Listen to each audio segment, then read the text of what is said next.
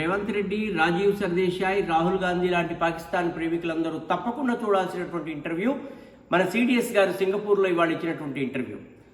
ఆ ఇంటర్వ్యూలో వారు స్పష్టంగా చెప్పారు, రాఫెల్ విమానాలు ఏమన్నా డౌన్ అయినంటే ఏవి కూడా పాడు కాలేదు, పాకిస్తాన్ ఈ విషయంలో చేస్తున్నటువంటి ప్రచారం తప్పుడు ప్రచారం అని చాలా స్పష్టంగా చెప్పారు.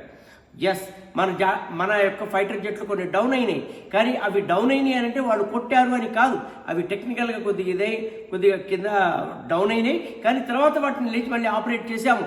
యుద్ధం అన్నాక ఇది ఇరువైపులా నష్టం ఉంటుంది అనేటువంటి విషయాన్ని స్పష్టంగా చెప్పారు. కానీ మన వాళ్ళు మనకేం నష్టం జరిగింది అని మన సైనికుల యొక్క ఆత్మ గౌరవాన్ని, ఆత్మ ధైర్యాన్ని కించపరిచేటువంటి ప్రయత్నం చేస్తున్నారు. ఈ దేశపు సైనికులు విజయమో వీరస్వర్గమో అని కథనోత్సాహం ప్రదర్శించేటువంటి, ఉత్సాహంగా దేశం కోసం, మాతృభూమి కోసం ప్రాణాలు అర్పించేటువంటి సైనికులు ఉన్నటువంటి దేశం ఇది.